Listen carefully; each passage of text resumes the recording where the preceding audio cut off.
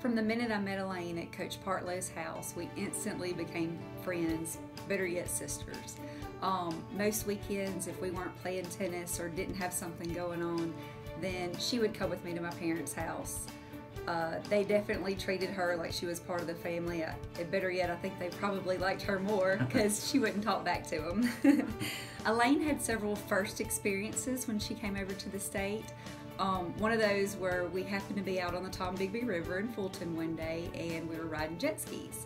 And I convinced her to hop on the back of one with me, and we then proceeded to do a 360 and throw her off. So needless to say, she vowed to never get back on a jet ski with me again, and she didn't. There's so many stories I could tell about me and Elaine and our friendship over the past almost 18 years, but I definitely don't want to get either one of us in trouble. Elaine is one of the most genuine and kind persons that I've ever met and has a laugh that is so contagious. She doesn't meet a stranger, and even all of our tennis opponents ended up loving her. I'm thankful for ICC and the fact that that is how our paths crossed, and we will forever be tied. I've been lucky enough to travel across the pond to Ireland 4 times and to stay with Elaine and her family, with the most recent being her wedding last year. Elaine, I'm so incredibly proud of you for receiving this amazing honor that you certainly deserve. I love you, sis.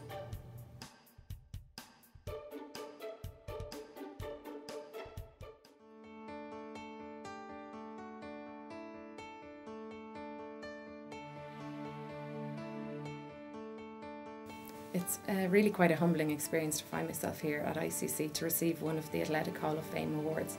And I'm very thankful to the ICC Alumni Association Board of Directors for this honour. I'm delighted to be sharing this day also with 3 very other special people. Well, not really from Mississippi, from a small little town in Ireland. I got a phone call from a college in Mississippi, and he asked me would I like to come over because I had good tennis results in Ireland. And he said, would you like to come over and play for my school? And I said yes. And then he said I had to go and get my SAT scores. Well, my love of sports was a love of sports, and my academics needed work on, really, to be honest. So he said, okay, well, if you went to junior college for a year, will you come and play for me then? And what did I say? Absolutely. So he rang Coach Partlow, and Coach Partlow then rang my parents on the 3rd of December 1999, and by the 3rd of January in 2000 I had arrived. But with that I had a piece of paper that had Coach Partlow's picture of her, and that's literally what I arrived with, hoping she was picking me up. She introduced me to the world of ICC, really, and introduced me to all the people that I got to know, and she was like a Mississippi mother to me, really, to be honest.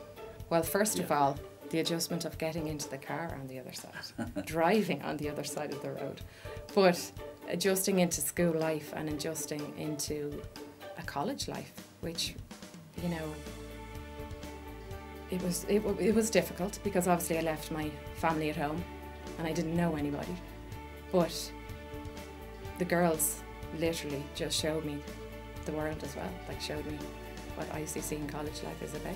ICC to me was the family. They just embraced me, they took me in. I was one of their own, literally. I went home with the girls every weekend, and to me, I absolutely, like, that was the rooting of my ICC and my Mississippi experience. When I arrived here, they were my friends, and when I left here, they're my family. And literally, to me, ICC was my family, and they're still now today like lifetime friends.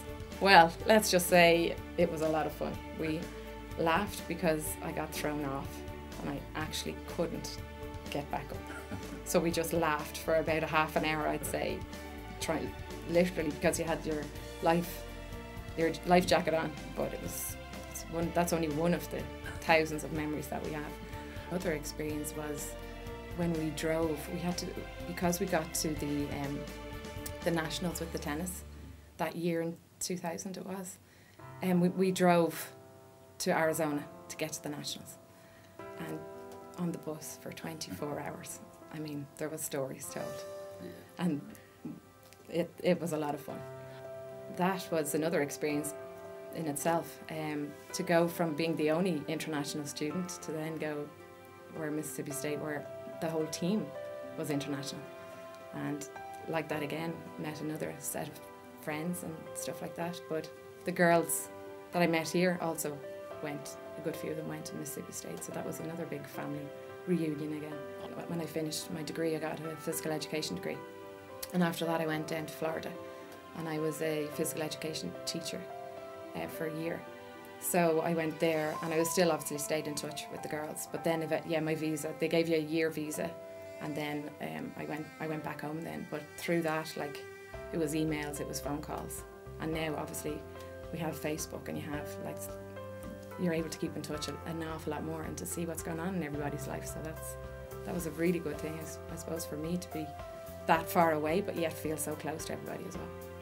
Yeah, I'd like to thank my parents, really. I'd like to thank them for having the confidence and faith to let me come over here by myself, not knowing so, and to come out of here. Like, I'm still speechless, to be honest, that I am here today for this special occasion.